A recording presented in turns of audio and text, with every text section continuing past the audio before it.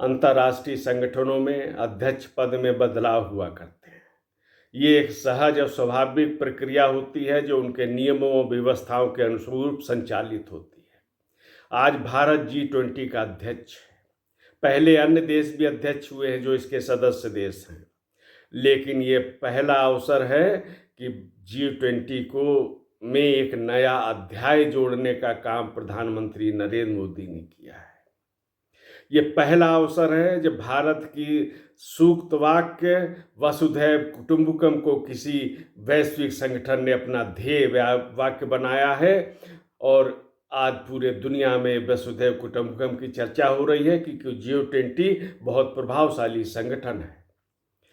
नरेंद्र मोदी ने अपनी विदेश नीति में संस्कृत का समावेश किया है। वह संस्कृति जो विश्व कल्याण की कामना करती है, जो वसुधा को कुटुंब मान के चलती है, जो सर्वे भवन्तु सुखिनः का कामना के साथ आगे बढ़ती है। ये जो विचारधारा है, इसी के द्वारा विश्व की समस्याओं का समाधान हो सकता है। इस कारण G20 का नज़रिया बदल रहा है, और ये पहली बार ऐसा होने जा रहा है कि एक भारतीय ध्येय वाक्य को लेकर एक संगठन आगे बढ़ने का संकल्प व्यक्त कर रहा है।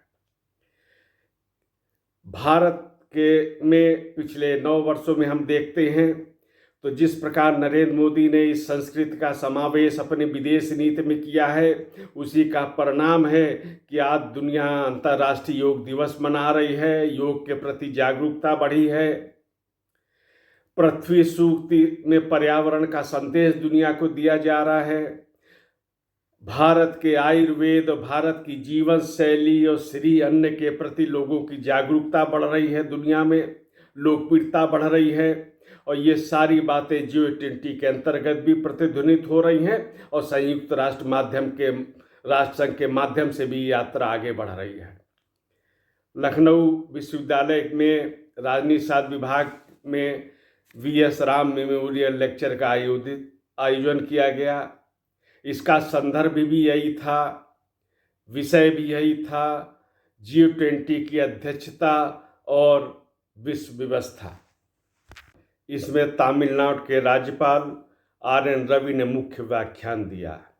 उनके व्याख्यान में भी वो विषय उठाए गए जो नरेंद्र मोदी के नेतृत्व क्षमता को प्रमाणित करने वाले हैं। नरेंद्र मोदी के अपने काम करने का अलग अंदाज है जो उनको विश्व में सर्वाधिक लोकप्रिय नेता के रूप में प्रतिष्ठित करने वाला है। ये उल्लेख उनके व्याख्यान में भी प्रतिध्वनित हुआ है।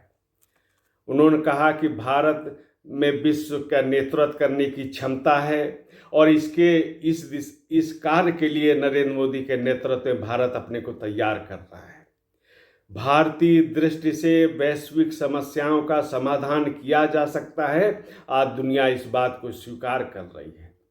मानव कल्याण के भारत एक सशक्त नेतृत्व करेगा, और इससे मानवता का कल्याण होगा, मानव का कल्याण होगा। जो भारत कभी विश्व गुरु होता था, आज उस दिशा में भारत कदम बढ़ा रहा है, और G20 के माध्यम से भी ये कार्य होता हुआ दिखाई दे रहा है। ये यात्रा आगे बढ़ रही है। आज भी लोग सोचते हैं, विश्व के प्रमुख नेता हैं जो ये सोचते हैं कि भारत के विचारों से ही वैश्विक समस्याओं का समाधान हो सकता है।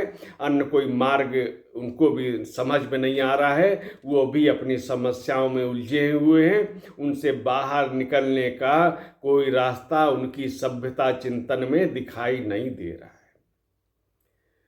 मोदी ने दुनिया को भारतीय दृष्टि से परिचित कराया है।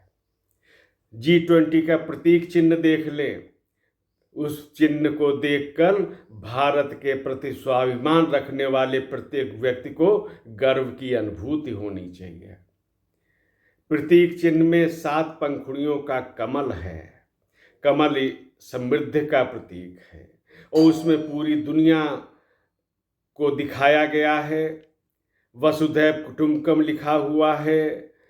One earth, one family, one future, ये ध्येय वाक्य में शामिल है, और यही भारतीय चिंतन के अनुरूप है जिसे एक वैश्विक संगठन में प्रतिष्ठित किया गया है।